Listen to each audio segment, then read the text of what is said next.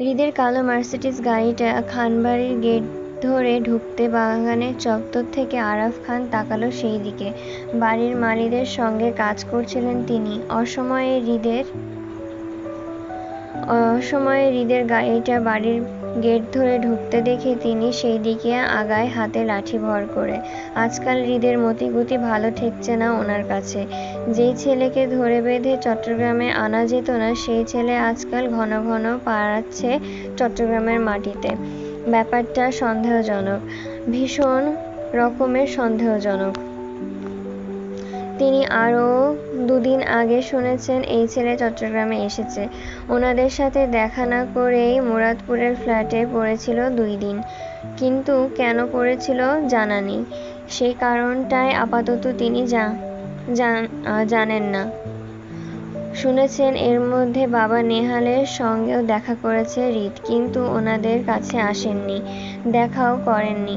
এমনটাও তো নাও যে হৃদ চট্টগ্রামে তার বাবার কাজে এসেছে। তিনি বেশ বুঝতে পারছেন হৃদ তার মতলবে আজকাল হুটহাট চট্টগ্রামে চলে আসে। তাছাড়া হৃদ যদি তার বাবার কাজে চট্টগ্রামে আসাই হতো, তাহলে মুরাদপুরে না থেকে বাড়িতে আসতো, ওনাদের সাথেই থাকতো। কিন্তু হৃদের মুরাদপুরে থাকার পেছনে নিশ্চয়ই সাংঘাতিক ব্যাপার স্যাপার আছে ওনার মনে হয়। নয়তো এই ঘাটটেরা হৃদ খান এমনি কোথাও পড়ে থাকার মানুষ না। যেখানে এই ছেলে মা বাবার বিচ্ছেদের পর নিজেদের বাড়িতে না থেকে নিজে আলাদা বাড়িতে উঠেছে, সেই ছেলে আর যাই হোক অন্তত মতলব ছাড়া মুরাদপুরে পড়ে থাকে না। বিচক্ষণ আরাফ খান হাতে লাঠিটা ভর করে সামনে এগোলো। হৃদকে দেখা গেল গাড়ি থেকে নেমে কেমন গুমোট গম্ভীর মুখে হনহন করে চলে যেতে বাড়ির ভেতর পথে। কিন্তু মাঝপথে পথ আটকে দাঁড়ালো আরাফ খান। যাওয়ার পথে বাধা পড়ায় বিরক্ত কপাল গোটালো হৃদ। আরাফ খানের দিকে তাকিয়ে বিরক্ত কণ্ঠে বলল, কি সমস্যা, কি চাই? চাই তো অনেক কিছুই, কিন্তু তুই তো দিতে অক্ষম। তুই তো আর আমার বউ না, নাতি হোস, দিবি কেমনে? আরাফ খানের রসিকতার কথায় হৃদের বিরক্ত বাড়ে। এমনি মন মেজাজ ভালো নেই, বউয়ের সাথে রাগারাগি করে এসেছে সে। হৃদ বিরক্তি নিয়ে পাশ কাটাতে চাইল আরাফ খানের, কিন্তু আবারও একইভাবে পথ আটকে দাঁড়ালো তিনি। জহুরি দৃষ্টিতে হৃদের পা থেকে মাথা অবধি পরখ করল একবার। হৃদের বাম হাতের কবজিতে বেশ বড়সড় একটা ব্যান্ডেজ চোখে পড়ল ওনার। সাথে কপালেও দেখল একটা 1 টাইম ব্যান্ডেজ করা। এই অল্প সময়ে তিনি ভাবলেন হৃদ হয়তো মারামারি করে নিজের মাথা আর হাত ফাটিয়ে এসেছেন। তাই তিনি তীক্ষ্ণ গলায় হৃদকে প্রশ্ন করে বলল, তোর এই অবস্থা কেন? কি করে এসেছিস তুই? হৃদ সোজাসাপটা উত্তর, বিয়ে করে এসেছি। আরাফ খান বলতে দেরি, কিন্তু হৃদের তৎক্ষণাৎ উত্তর আসতে দেরি হলো না। চট করেই নির্লুপ গলায় বলে ফেলল কথাটা। হৃদ স্পষ্টভাষী, সে কখনো কোনো কথা মিথ্যা বা লুকোচুরি করে না, আর না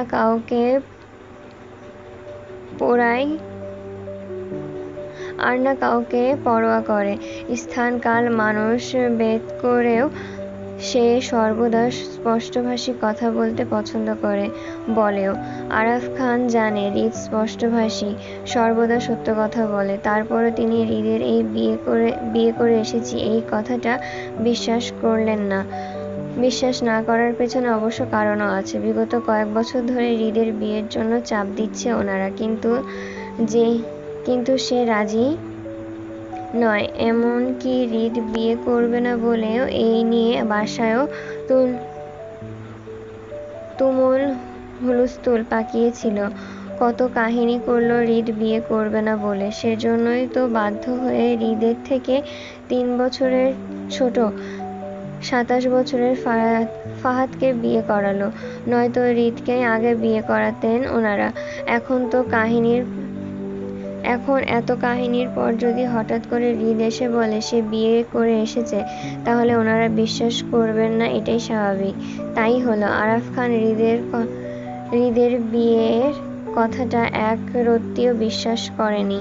উল্টো তিনি ভাবলেন হৃদ ওনার সাথে হেয়ালি করছে, সেজন্য তিনিও হৃদের সাথে হেয়ালিপনা করে বলল, বিয়ে করে এসেছিস? ভালো কথা, কিন্তু তোর এই অবস্থা কেন? বিয়ে করতে কি আর যুদ্ধ করা লাগে নাকি? আঘাত পেয়েছিস কিভাবে? আবারও হৃদের দায়সারা উত্তর আসলো, বউ মেরেছে। বউ মেরেছে? আরে সাব্বাস, বউয়ের হাতে মার খেয়ে এসেছিস অবশেষে। আমার তো গর্ববোধ হচ্ছে তোর বউয়ের উপর হৃদ। বাপরে, কি সাংঘাতিক ব্যাপার স্যাপার। হৃদ খানকেও কেউ পেটায়? তোর বউকে তো একটা ধন্যবাদ দেওয়া দরকার হৃদ। বাঘিনীর বাচ্চা সে। তোকে মারার মতো দুঃসাহসী কাজটাও সে করে ফেলেছে। আরাফ খানের কৌতুক কথায় দাঁতে দাঁত চাপল হৃদ। রাগ বাড়ছে, সেজন্য চোয়াল শক্ত হচ্ছে জেদে। সামনে থেকে সরো দাদাভাই, ভালো লাগছে না। হৃদ আবারও পাশ কাটাতে চাইলে ফের বাধা দিল আরাফ খান। তিনি যেন আজ শপথ করে হৃদকে সর্বোচ্চ বিরক্ত করবে। তিনি হৃদের পথ আটকে দাঁড়াতে একইভাবে খোঁচা মেরে বলল, আমাকে তোর ভালো লাগবে না, এটাই স্বাভাবিক। আমি তো আর তোর বউ লাগি না যে আমাকে তোর ভালো লাগবে। ভালো লাগার মানুষের কাছে তো মার খেয়ে এসেছিস, আর কি চাই বল? এমন বউ সোহাগ স্বামী কতজন হতে পারে? তুই তো সাংঘাতিক কপাল নিয়ে জন্মেছিস হৃদ, সোজা স্বামী পেটানো বউ পেয়েছিস। তোর ভাগ্যটা ভালো বুঝলি, আমাদের বউ তো খালি আদর করে, মারে না। আরাফ খানের খোঁচা মারা হেয়ালি কথায় হৃদ দাঁতে দাঁত চেপে জোরপূর্বক আরাফ খানের পাশ কাটিয়ে হনহন করে গেল বাড়ির ভেতরে। হৃদকে চলে যেতে দেখে বৃদ্ধ বয়সে ঝুলন্ত চামড়ার সুন্দর হাসলেন তিনি। হৃদের চলে যাওয়ার দিকে হাসতে হাসতে ঘুরে সামনে তাকাতে তক্ষুনি চোখে পড়ল আসিফকে। হৃদের গাড়ি পার্ক করে এদিকটায় আসছে, কিন্তু আসিফের ভাবভঙ্গি এমন যে সে চুরি করে ধরা পড়ে যাওয়ার ন্যায় অবস্থা। আরাফ খান তীক্ষ্ণ দৃষ্টিতে ফের আসিফের চোরের মতন মতিগতিটা চট করে ধরে ফেলল। আসিফ যে ওনার হাত থেকে রক্ষা পাওয়ার জন্য এমন চোরের মতন পলায়ন করতে চাইছিল, সেটা বুঝতে পেরেই তিনি আসিফের ভয়টা আরও বাড়িয়ে দিয়ে তক্ষুনি হাঁক ছেড়ে ডাকল আসিফকে, এই হৃদ ভাইয়ের বলদ, এদিকে আয়। আসিফ থমথমে মুখে আরাফ খানের দিকে এগিয়ে আসলো। পালাতে গিয়েও আরাফ খানের চোখে ধরা পড়ে যাওয়ায় আসিফ বোকা হাসল। মাথা চুলকাতে আরাফ খানের সামনে দাঁড়াতে তিনি সন্দেহভাজন দৃষ্টিতে আসিফকে পরখ করে বলল, কি ব্যাপার, কাহিনী কি বলতো? আজকাল ঘন ঘন কি করিস তোরা চট্টগ্রামে? কি চলে তোদের? আসিফ বোকা হেসে উত্তর করে বলল, কিছু চলে না দাদাভাই, এমনি কাজে এসেছিলাম আমরা। কি কাজে আসলি শুনি? তোর হৃদ ভাই যে বলে গেল সে বিয়ে করেছে, ঘটনা কি সত্যি? আসিফ একইভাবে বোকা মতো বলল, হৃদ ভাই বলেছে এটা? যদি বলে থাকে তাহলে হবে হয়তো সত্যি, আমি কিছু জানি না। সারাদিন তো থাকিস হৃদের সাথে বলদের মতন, আবার বলিস জানি না কিছুই। সত্যি করে বলতো তোদের মধ্যে কি চলে? আমার তো তোদের দুইজনকে কেমন সন্দেহ লাগে। কোনো সম্পর্কে জড়িয়ে পড়েছিস তোরা আবার? ছিটকে দূরে সরে যাওয়ার মতন পিছন হটল আসিফ। নাক মুখ কুঁচকে আহাজারি করার মতন করে বলল, আস্তাগফিরুল্লাহ, নাউজুবিল্লাহ, কি বলেন সব দাদাভাই? হৃদ ভাই আমার বস হয়, আমার কাজে হৃদ ভাইয়ের সঙ্গে থাকা, নয়তো আমি মেয়েতে ইন্টারেস্ট। তোর তোদের ইন্টারেস্ট বুঝবো কেমনে হ্যাঁ?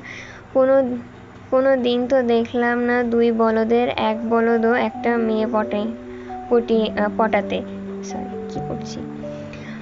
তোদের ইন্টারেস্ট বুঝবো কেমনে হ্যাঁ? কোনো দিন দেখলাম না তোদের দুই বলদের একটা বলদও একটা মেয়ে পটিয়েছিস। খালি বলদের মতন সারাদিন একজন আরেকজনের নাম ডাকিস। তুই জপিস হৃদ ভাই করে, আর তোর হৃদ ভাই মরে আসিফ করে। এখন আমরা তোদের প্রেমিকা মনে করতেই পারি। নাউজুবিল্লাহ কথাবার্তা বলিয়েন না দাদা ভাই, হৃদ ভাইয়ের ভাবি আছে। ভাই শুনলে আমাকে ঝাড়বে। হৃদ ভাইয়ের ভাবি আছে মানে হৃদ কি ভাবিতে ইন্টারেস্ট নাকি? আমতা করে আসিফ বলল, না মানে হৃদ ভাইয়ের ভাবির সাথে সম্পর্ক আছে। আরাফ খান অবাক হওয়ার মতন করে বললেন, কি বলিস এসব? হৃদ শেষমেশ কোন ভাবির সাথে সম্পর্কে জড়ালো আসিফ? বউটা কার বউয়ের সাথে পরকীয়া করছে হৃদ? ভয়ে ভেতরটা মোচড় দিয়ে উঠল আসিফের। কথায় সে অনেক কিছুই বলে ফেলেছে আরাফ খানকে। যদি এসব কথা হৃদের কানে যায় তো আসিফকে আস্ত রাখবে না। হৃদ পছন্দ করে না ওর পার্সোনাল লাইফ সম্পর্কে কাউকে শেয়ার করা। আসিফ আরাফ খানের কথার ফাঁদে পড়ে কিভাবে যে মুখ ফসকে কথাগুলো বেরিয়ে গেছে। এখন আসিফ যদি আর কিছুক্ষণ আরাফ খানের সম্মুখে দাঁড়িয়ে থাকে তাহলে তিনি খুঁচিয়ে বাকি কথাগুলো আসিফের পেট থেকে বের করবেন নিশ্চিত। আসিফ নিজেকে বাঁচাতে হঠাৎ করে দৌড় লাগালো বাড়ির ভেতরের দিকে। আকস্মিক ঘটনায় হতভম্ব হয়ে যায় আরাফ খান। তিনি যখন বুঝতে পারেন আসিফ ওনার থেকে বাঁচতে দৌড় লাগিয়েছে, ঠিক তখনই আসিফের যাওয়ার পথে খানিকটা চেঁচিয়ে উঠলেন তিনি। বললেন, আরে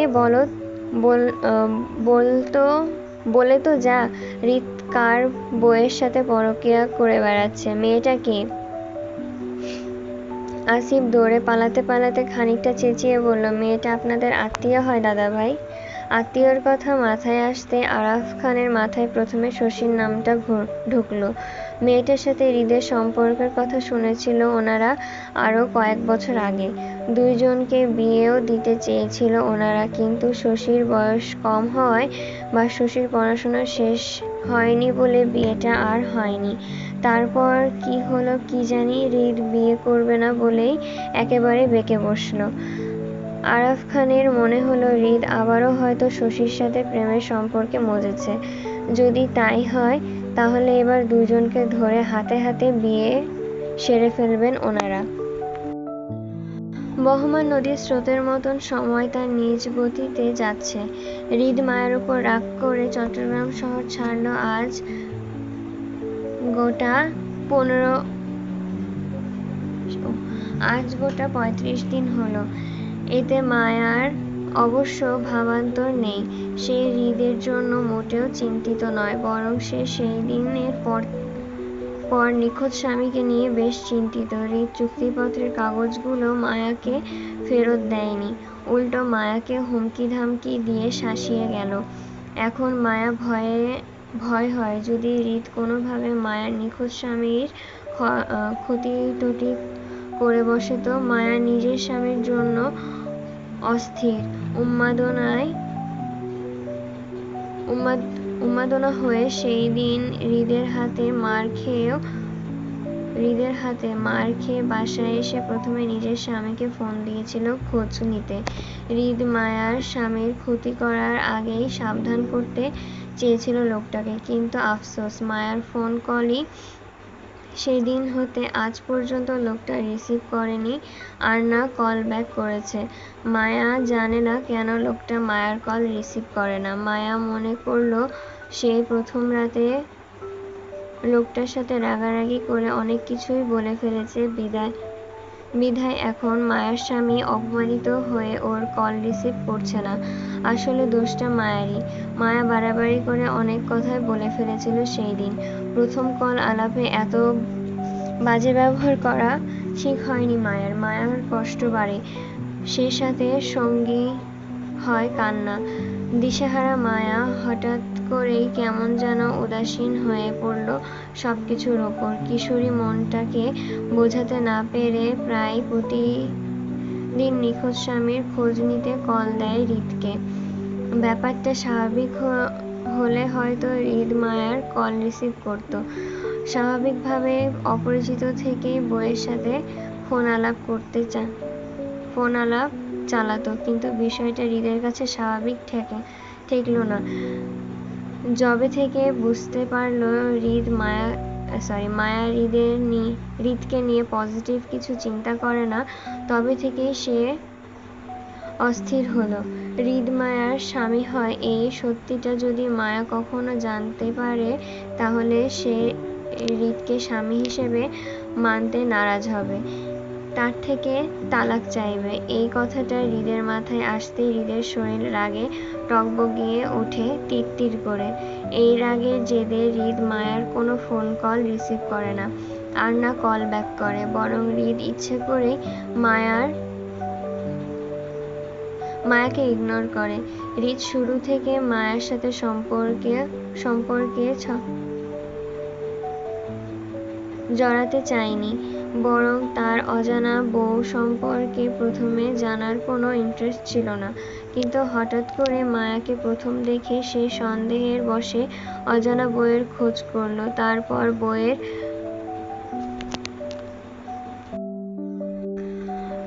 বউয়ের হদিস না পাওয়ায় হৃদ এক প্রকার জেদ নিয়ে বউকে খুঁজে বেড়ায়। খুঁজে যখন হৃদ দিশেহারা হয়ে উঠেছিল বউকে না পেয়ে, তখন হৃদের মনে অচেনা বউয়ের প্রতি স্থির টান আর প্রচুর ইন্টারেস্ট জন্ম নিল। তারপর সে ইন্টারেস্ট থেকে আজ এই পর্যন্ত এসে দাঁড়ালো। অবশেষে বউকে খুঁজে পেল। কোনো এক অজানা অধিকার নিয়ে বউকে খুঁজে পাওয়ার প্রথম দিনই থাপ্পড় মেরে বসল রাগে। তারপর হৃদ কেমন করে যেন বউয়ের প্রতি নজর রাখতে শুরু করলো। বউয়ের চারপাশটা তার হাতের মুঠোয় রাখল। তবে তখন হৃদ বউকে নিয়ে শিওর ছিল না তারা ভবিষ্যতে একত্রে হবে কিনা, বা আদৌ সে এই লুকায়িত সম্পর্কটার সাথে জড়াতে চায় কিনা। কিন্তু যবে থেকে বুঝতে পারল বউ তার জন্য দিশেহারা অবস্থায় পাগল হয়ে আছে তারই খোঁজে, তবে থেকে হৃদের দৃষ্টি বদলালো। বউ তাকে না দেখে না জেনেই ভালোবাসে। সেই খারাপ কোনো মানুষও তো হতে পারত।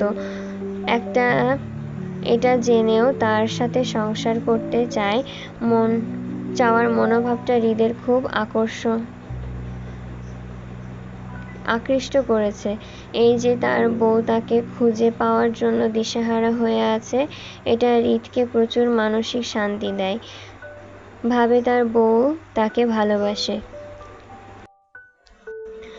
আর বউয়ের এই ভালোবাসা অনুভব করতে গিয়ে কিভাবে যেন হৃদ বউয়ের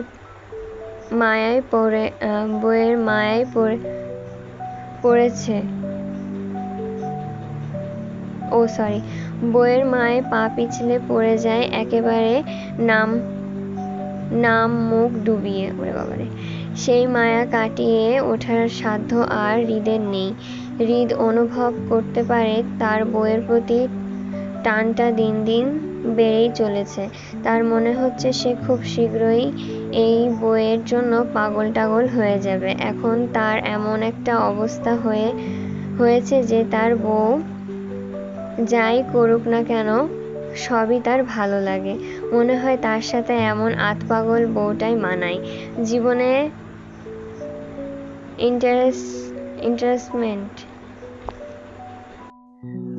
জীবনে এন্টারটেনমেন্টের জন্য হলেও এমন একটা আতপাগল বউ থাকা জরুরি।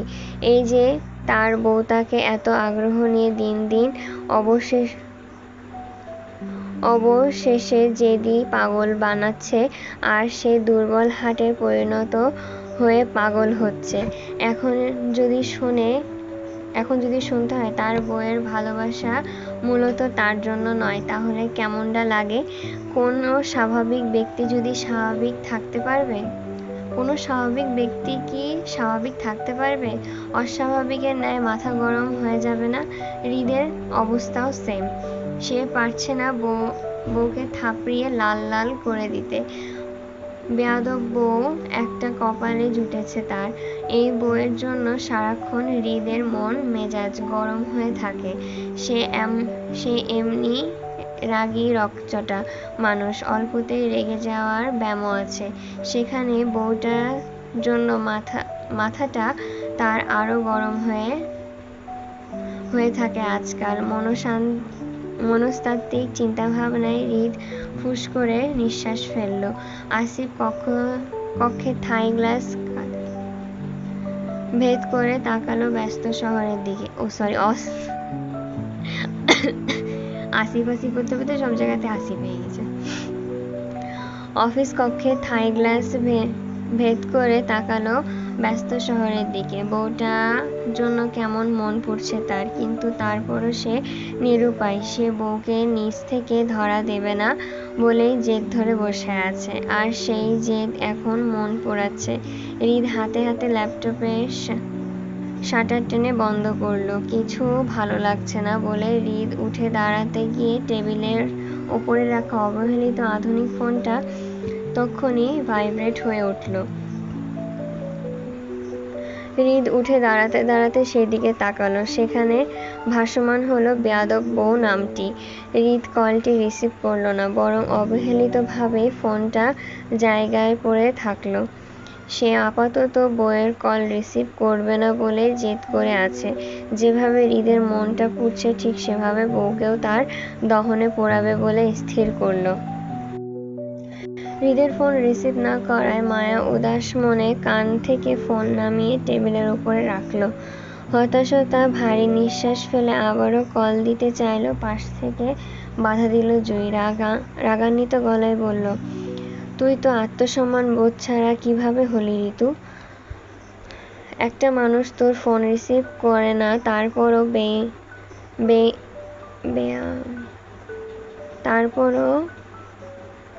বেয়ামি করে রোজ রোজ কেন কল দিস তুই? তোর লজ্জা থাকা উচিত। কলেজ ক্যান্টিনের দ্বিতীয় তলায় কোণার টেবিলে গোল হয়ে বসে চার বান্ধবী। মায়ার মুখোমুখি জুই বসে কপাট রাগ দেখিয়ে কথাগুলো বলল মায়াকে।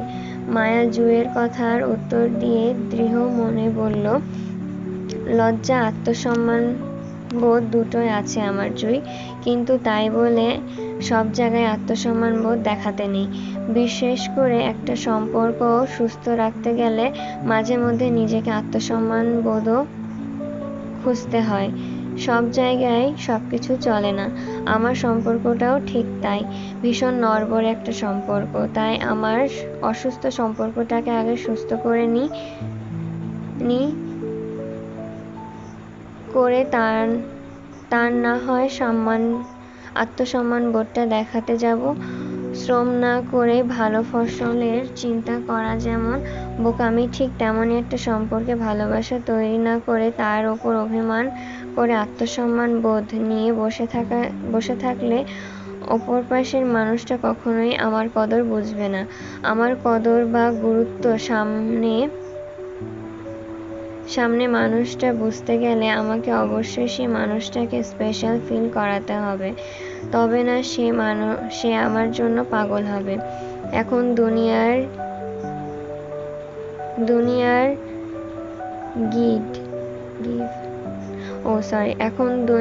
গিভ অ্যান্ড টেকের নিয়মে চলছে জুই। এক হাতে দাও তো অন্য হাতে নাও। তাই আমার কিছু পেতে হলে অবশ্যই কিছু দিতে হবে। আজ আমি তোকে পাত্তা দিচ্ছি, কাল সে আমাকে গুরুত্ব দিবে। এখন এটাই তো নিয়ম, তাই না?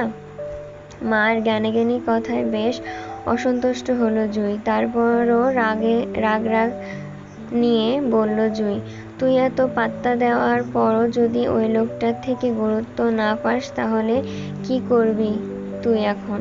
মায়া উত্তর আসলো একইভাবে দৃঢ়তা দেখিয়ে বলল, সে আমাকে গুরুত্ব দেয় জুঁই, আর দেয় বলে সে আজ পর্যন্ত আমার কলটা কখনো কেটে দেয়নি, আর না আমার নাম্বারটা দেখে ব্লক লিস্টে ফেলেছে। আমার কি মনে হয় জানিস জুঁই, লোকটা কোনো কারণে হয়তো আমার উপর রেগে আছে, আর সেই রাগ নিয়ে হয়তো আমার সাথে কথা বলতে চাচ্ছে না। হতে পারে আমার প্রথম দিনের ব্যবহারে লোকটা অসন্তুষ্ট। আমার উচিত হয়নি তার সাথে ওইভাবে রেগে কথা বলা। মায়ের কথায় আবারও জুঁই অসন্তুষ্ট গলায় ঝেড়ে বলল, তোর কাছে আদৌ তোর জামাইয়ের কোনো দোষ পাওয়া যাবে বলে মনে হয় না। তোর জামাই তো নিষ্পাপ মানুষ। মায়া ফোন চালাতে চালাতে ছোট করে সম্মতি দিল। জুঁই নাকমুখ কুঁচকিয়ে বলল, জামাই পাগলি। জুঁইয়ের অসন্তুষ্ট গলার কথাটাই বলল। মায়া শুনেও না শোনার মতন বসে রইল ফোনে চোখ দিয়ে। হাতে টাচে আবারও কল লাগালো হৃদকে, কিন্তু এর মধ্যেই ফোন কেটে শ্রেয়া মায়ের কল কেটে দিয়ে হড়বড় করে বলতে লাগলো, মায়া একটা কাজ করলে কি হয়? তোর জামাই কেমন লোক তার চরিত্রে একটা পরীক্ষা করে দেখ আগে। তুই তো তাকে ভালোবাসিস, তাই না? তোর জানা উচিত লোকটার কেমন চরিত্রের। তাছাড়া লোকটা তোর কল রিসিভ করে না। হয়তো পরিচিত নাম্বার দেখে তুই একটা অপরিচিত নাম্বার থেকে লোকটাকে কল দিয়ে দেখ রিসিভ করে কিনা। আর অপরিচিত মেয়েদের সাথে সে কেমন স্বভাব রেখে কথা বলে, এই নিয়ে একটা পরীক্ষা তো করাই যায়, তাই না? মায়া সরল চোখে তাকালো শ্রেয়ার দিকে। কথাটা মন্দ বলল না শ্রেয়া। একটা পরীক্ষা তো মায়া করতেই পারে তার জামাইয়ের চরিত্র পরীক্ষা করতে, তাই না? মায়ার নাম্বারটা দিয়ে তো একবার কথা বলেছিল ওরা। এই জন্যই হয়তো লোকটা মায়ের নাম্বার চিনতে পেরে এখন রিসিভ করে না। তাই মায়া শ্রেয়ার কথাটা এই মুহূর্তে বেশ যুক্তিসঙ্গত মনে হলো। কিন্তু কথা হলো কার ফোন দিয়ে কল করবে, এই কথাটা জানতেই নাদিয়া তখনই নিজের ব্যাগ থেকে মোটামুটি দামি একটা ফোন বের করে দিল মায়াকে। মায়া সেটা সহজভাবে গ্রহণ করলো। নাদিয়া বেশ ভালো পরিবারের মেয়ে, অনেক টাকা পয়সা আছে নাদিয়ার বাবার। সেক্ষেত্রে নাদিয়া হাতে একটা দামি ফোন থাকা অস্বাভাবিক কিছু না। মায়া হৃদের মুখস্থ নাম্বারটা হাতে নাদিয়ার ফোনে টাইপ করে হৃদকে কল লাগালো। মায়া বেশ দৃঢ় ছিল হৃদ এই অপরিচিত নাম্বারটা দেখে কল রিসিভ করবে না, কিন্তু হৃদ মায়ার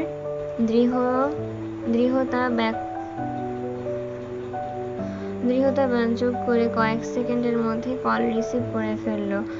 এতে মায়া হতাশ হলো। মায়া ভারী হতাশায় ডুবে গিয়ে বলল, হ্যালো বাবু, কে?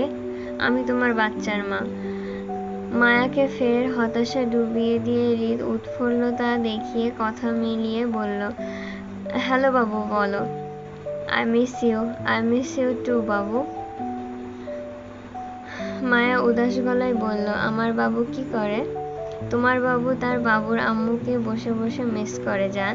তাহলে আজকে বাসায় তাড়াতাড়ি চলে আসো, আমি অপেক্ষা করছি। হ্যাঁ বাবু, আর একটু পরেই চলে আসবো। আমার বাবু ডেকেছে আর আমি না এসে পারি বলো? আজকে রাতে খেলা হবে জান, তুমি আর আমি। মায়া লজ্জায় থমথমে খেয়ে বসলো। লোকটা এমন উল্টাপাল্টা কথা বলে সেটা ধারণাতে ছিল না মায়ার। মায়া থমথমে খেয়ে চোখ তুলে তাকালো মুখোমুখি বসা জুঁই, শ্রেয়া আর নাদিয়ার দিকে। সবাই উৎসুক হয়ে ওদের কথা শুনছে আগ্রহ নিয়ে।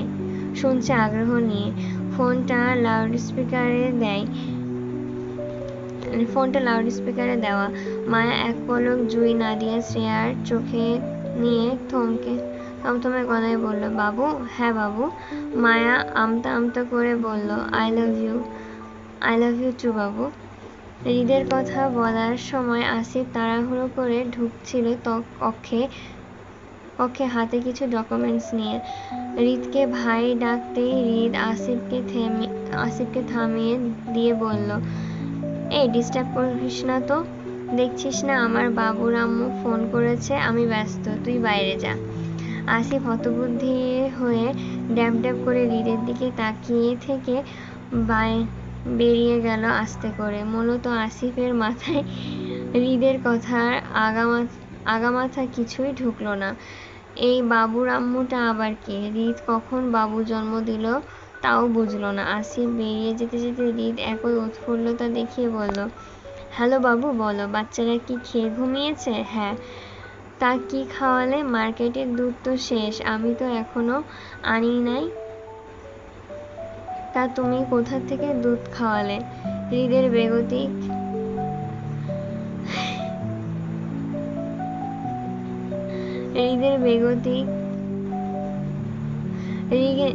বেগতিক কথায় মায়া হড়বড় করে কলটা মিউট করলো। লজ্জায় সিটিয়ে জুঁয়ের দিকে ফোনটা এগিয়ে দিতে দিতে বলল, আমি আর কথা বলবো না, তুই কথা বল জুঁই। লোকটা কেমন কেমন করে যেন কথা বলে, আমার লজ্জা লাগছে।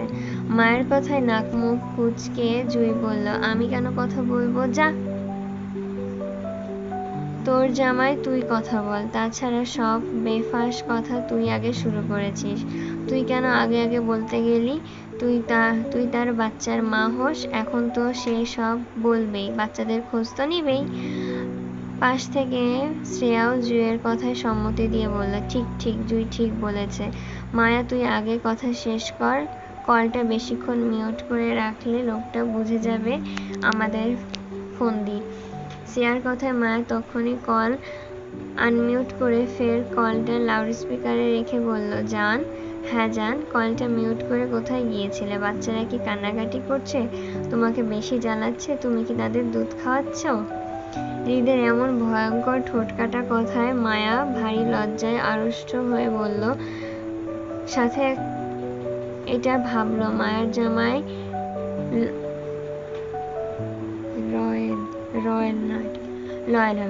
লয়েল না, সে ভিন্ন নারীর সাথে এমনই ফ্ল্যাটিং করে বেড়ায়। মায়ের চোখ মুখ লজ্জার চেয়ে কষ্টের ছাপ স্পষ্ট হলো। ভারী হতাশা গলায় বলল, আপনার বাচ্চারা দুষ্টু, আপনার মতনই। না জান, এই ক্রেডিট তুমি নাও। আমার বাচ্চারা মায়ের মতন নটি হয়েছে। মায়া যখন হৃদের সাথে কথায় পেরে উঠছিল না, তাই অবশেষে হার মেনে বলল, আপনি আমাকে চিনেছেন? কেন চিনব না? তুমি আমার মাত্রই জন্ম নেওয়া বাবুদের আম্মু। তোমাকে না চিনলে হবে বলো? মায়া হতাশার মুখ ভারী করে চুপ করে রইল। মনটা খারাপ। মায়ের স্বামী অপরিচিত নাম্বারেও মেয়েদের সাথে ফ্ল্যাটিং করে বেড়ায়। এই কষ্ট মায়া কোথায় রাখবে? মায়ের কলিজাটা ভীষণ পুড়ছে। সে আর কথা বলবে না। মায়াকে হুট করে চুপ হয়ে যেতে দেখে হৃদ বলল, কি ম্যাডাম, কথা শেষ? স্টক খালি? তো এইরকম ফাজলামি কি আমার সাথে প্রথম, নাকি লিস্টে আরো আছে? আপনি প্রথম, আর আমি যেন শেষ হই, মনে রাখবেন। মায়া চমকে উঠল। তার মানে লোকটাও কে চিনে এতক্ষণ কথা বলছিল, কিন্তু কিভাবে চিনল? মায়া তো পরিচয় দেয়নি। তাহলে মায়ের অধৈর্য গলায় তখনই জানতে চেয়ে বলল, আপনি আমাকে কিভাবে চিনলেন? আমি তো পরিচয় দিইনি। আপনাকে চেনা আমার জন্য কঠিন কোনো বিষয় নয় ম্যাডাম, বরং সহজভাবেই চিনে কথা বলছি। তবে ওয়ার্নিং দিচ্ছি, এইরকম ফাজলামো যেন অন্য কোনো ছেলের সাথে না হয়, না হলে থাপড়িয়ে গাল ফাটিয়ে ফেলবো। স্টুপিড। মায়া মিনমিন করে বলল, আপনি খালি বকা দেন, গুরুত্ব দেন না। গুরুত্ব আগে অর্জন করো, তারপর। কল রিসিভ না করলে অর্জন করব কিভাবে? জানি না। হৃদ এইভাবেই উদাস গলায় বলল কথাটা। মায়া হৃদের কথায় কষ্ট পেয়ে বলল, আমার মন পুড়ে আপনার জন্য। মায়া যেন হুট করে হৃদের মনের কথাটা বলে ফেলল। মন থেকে তারও মন তো তার ওপরে বইয়ের জন্য। হৃদ ভোঁতা মুখে তক্ষুনি নিশ্চুপ দাঁড়িয়ে থেকে স্বাভাবিকভাবেই ট্যাড়ামি করে বলল, সব মিথ্যা নাটক ভাষা আমি বুঝি না, রাখছি। হৃদের কল কাটতে মায়া ঠোঁট উল্টায়। লোকটা যে ট্যাড়া স্বভাবের হবে মায়া এতদিনে বেশ কয়েকবারই বুঝতে পেরেছে। আজকে আবার প্রমাণ হলো লোকটা আসলে ট্যাড়া মানুষ। এই লোকের সোজা বানাতে মায়া না আবার বাঁকা হয়ে যায় আল্লাহ জানে। তক্ষুনি নাদিয়া ব্যস্ত গলায় মায়াকে বলল, মায়ু, তোর স্বামী তো অনেক ধুরন্ত লোক, অপরিচিত নাম্বার থেকেও তোকে কেমন চট করে চিনে ফেললো। কেমন হতাশভারী নিঃশ্বাস ফেলল মায়া। এই জামাইয়ের খোঁজ যে ইহজনমে আর পাবে কি না আল্লাহ জানে। তারপর দিনগুলো একইভাবে কাটছে। নিখোঁজ স্বামীকে খুঁজে না পাওয়ার উদাসীনতায় যেন মায়ার দিন দিন বাড়ছে। হৃদ মায়ার সাথে ফোনে কথা বলে না। ওই একটা দিনে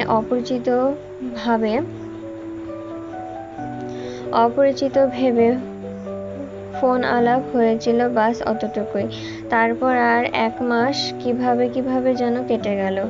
মায়া জুই আরিফের সঙ্গে বাড়িতে এসেছে বড় বোনের বিয়ে উপলক্ষে। ফরহাদের বাবাকে নিয়ে সিঙ্গাপুর থেকে বাংলাদেশে ফিরেছে গোটা 1 সপ্তাহ হলো। ফাহাদের বাবা এখন পুরোপুরি সুস্থ না হলেও মোটামুটি ঠিকঠাক তিনি। ওনার চিকিৎসা এখন বাংলাদেশের ডাক্তারদের আওতায় আছে। ওষুধ চলছে আর কি। মায়ের পরিবারের সবাই গিয়েছে ফাহাদের বাবাকে দেখতে। মুক্তা যায়নি, আরও যায়নি মায়া আর জুই। ওদের না যাওয়ার পেছনে কারণ ছিল অবশ্য। 2 পরিবারের মানুষজন বসে আলাপ আলোচনা করে মুক্তা আর ফাহাদের আনুষ্ঠানিক বিয়ের ডেট ফিক্সড করার জন্য। সামনের শুক্রবার বাদ রেখে পরের শুক্রবারে বিয়ে। মায়াদের বাড়ির মধ্যে হৈ হৈ কাণ্ড। মায়া জুই কত খুশি বোনের বিয়ে বলে কথা। খুশিতে আত্মহারা হয়ে লম্বা লিস্ট বানিয়েছে বিয়েতে কি কেনাকাটা করবে তা নিয়ে। মায়ের বাবা খানিকটা চিন্তিত মুখে ছোট মেয়ের মায়ার উল্লাস দেখছেন। তিনি বেশ কয়েকদিন ধরে একটা বিষয় নিয়ে চিন্তিত। ওনার ছোট ভাই জামাল সাহেবের সঙ্গেও এই বিষয়ে কথা বলা হয়েছে। তিনি বড় ভাই শরীফুল ইসলামের ওপর দায়ভার চাপিয়ে দিয়েছে, যা ভালো হয় তাই করেন। আপাতত শরীফুল ইসলাম তিনি দ্বিধায় ভুগছেন বলে ওনার বড় ছেলে আরিফকে ডেকে পাঠালেন জরুরি তলবে। খাবার টেবিলে বসা সবাই। মায়া জুই খেয়ে দিয়ে আগে চলে গেল রুমে বোনের বিয়ের কেনাকাটার বাজারজাত তালিকা করতে। সেই ফাঁকে খাবার টেবিলে খালি পেয়ে মনের কথাগুলো পরিবারের সামনে রাখতে চাইলেন শফিকুল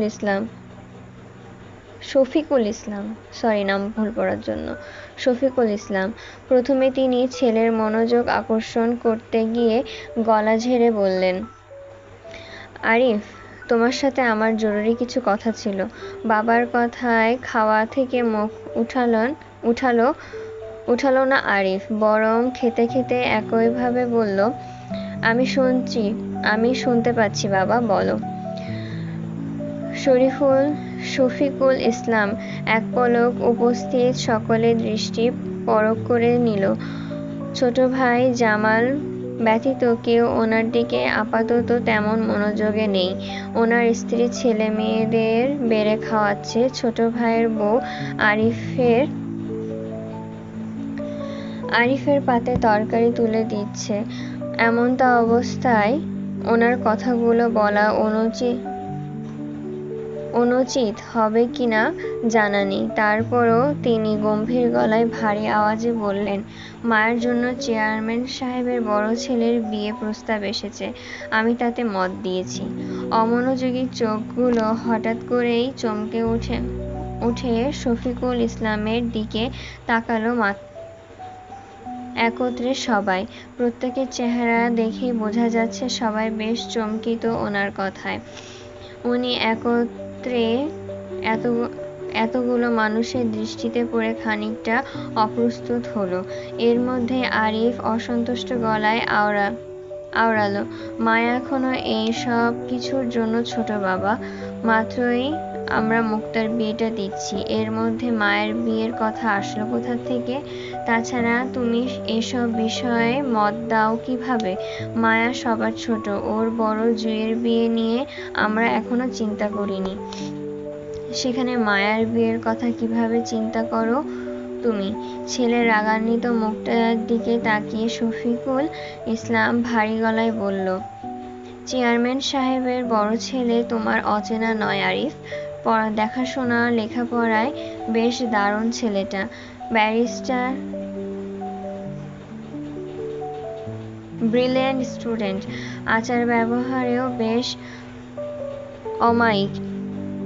ছেলেটা স্টুডেন্ট ভিসা পেয়ে আমেরিকায় যাচ্ছে, ওইখানে পড়াশোনা শেষ করে গ্রিন কার্ড পেয়ে বাংলাদেশে আসতে আরও 5 বছর লাগবে। সেজন্য ওরা চাচ্ছিল ছেলেকে বিয়ে করিয়ে রাখতে মায়ের সঙ্গে, যাতে ওইখানে কাবিননামা দেখিয়ে বউয়ের জন্য ভিসা পাওয়া যায়। আরিফ তাতে তীব্র অমত পোষণ করে বলল, সামান্য একটা ভিসার জন্য তুমি মায়ের বিয়ে এক্ষুনি দিতে চাও বাবা? মায়া এখনো বেশ ছোট মানুষ, 18 হয়নি। এসব বিয়ে ঝামেলায় ওকে এই মুহূর্তে টানলে পড়াশোনার ক্ষতি হবে। আগে পড়াশোনাটা শেষ করুক, ততদিন না হয় ছেলেও পড়াশোনা শেষ করে আমেরিকা থেকে ফিরুক, তারপর না হয় বুঝ পরামর্শ করে দুইজনের সম্মতিতে বিয়েটা দেওয়া যাবে বাবা। আরিফের কথায় অনীহা পোষণ করল জামাল সাহেব আর শফিকুল সাহেব। শফিকুল ইসলাম কিছু বলবেন তার আগেই জামাল সাহেব আরিফের উদ্দেশ্যে বলল, এইরকম ভালো সম্বন্ধ হাতের কাছে পেয়ে ফেরানোটা উচিত হবে না আরিফ। তাছাড়া আমরা এক্ষুনি মায়াকে বিয়ে দিয়ে বিদায় করে দিচ্ছি না। চেয়ারম্যান সাহেবের বংশ ভালো, ছেলেটাও ভালো, আমাদের হাতের কাছের ছেলে, কত নম্র ভদ্র। তাছাড়া ওরা শুধু চাচ্ছে দুই পরিবারের মধ্যে আঁখ করে রাখতে। মায়া এক্ষুনি সংসার শুরু করবে না, ছেলে দেশে ফেরার পর আনুষ্ঠানিকভাবে তুলে দেওয়া হবে মায়াকে। আমরা কেউ মায়ের খারাপ চাচ্ছি না আরিফ। বাবা চাচার কথায় একেবারে ফেলে না দিয়ে তুমি কিছুদিন সময় নাও, চেয়ারম্যান সাহেবের সাথে কথা বলো, ছেলেটাকেও পরখ করো।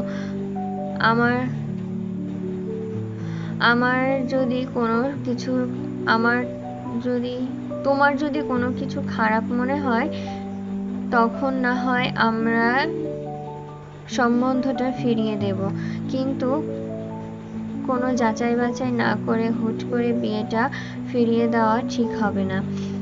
আমি আর ভাই এই বিয়েটা নিয়ে বেশ কয়েক ধাপ যাচাই করে কি খারাপ কিছুই চোখে পড়েনি। তুমি এই বাড়ির বড় ছেলে, এবার দায়িত্ব তোমার। তুমি বিয়ে নিয়ে যাচাই বাছাই করো, মুক্তার বিয়ের পর্যন্ত অন্তত সময় নাও। মুক্তার বিয়েটার পর না হয় আমাদেরকে জানিও তোমার মতামত কি। তবে আমরা আশা করব তুমি ভুল কোনো সিদ্ধান্ত নিবে না। মায়া আমাদেরও মেয়ে হয়, ওর চিন্তা আমাদেরও আছে। জামাল সাহেবের কথায় আরিফ হ্যাঁ বা না তেমন কিছুই বলেনি, শুধু ধীরস্থিরভাবে নিজের খাওয়ায় মনোযোগী হলো। আরিফের চুপ করে যেতে দেখে জামাল সাহেব বুঝলেন আরিফ ওদের কথায় সম্মতি দিয়েছে, সে এই বিয়েটা নিয়ে ভাববে। উপস্থিত সবাই খাবার টেবিলে নিশ্চুপ হয়ে খেতে লাগলো, কেউ আর আগ বাড়িয়ে কোনো কথা বলল না। শফিকুল ইসলাম খেতে খেতে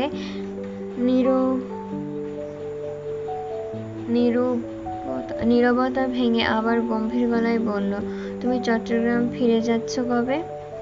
কাল রাতের ট্রেনে ফিরবো বাবা। আবার কবে আসবে? 1 সপ্তাহ পরই ফিরে আসবো। হাতের কাজগুলো শেষ করেই চলে আসবো। মায়া আর জুই যাবে না তোমার সাথে? না বাবা, ওদের নেব না। এখন গিয়ে আবার 1 সপ্তাহ পর ফিরে আসাটা ঝামেলা হয়ে যাবে। ওরা থাক, বিয়ের শপিং টপিং করুক, আমি খুব জলদি ফিরে আসবো। খাবার টেবিলে খাওয়া দাওয়ার পাট চুকিয়ে সবাই যার যার মতন করে চলে গেল।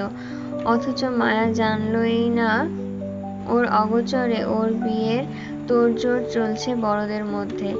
আরিফ বাপ-চাচার কথা মতন সেই চেয়ারম্যান সাহেবের বড় ছেলে নাদিমের সঙ্গে দেখা করল। নাদিমকে আরিফের বেশ ভালো লাগলো, বেশ আন্তরিক ছেলে, তেমন খারাপ কিছু চোখে পড়েনি। তারপরও আরিফ এই মুহূর্তে তার মতামত দিতে পারল না। ভাবলো আগে মুক্তার বিয়েটা শেষ করুক, তারপর না হয় সে এই বিয়েটা নিয়ে চিন্তা করবে।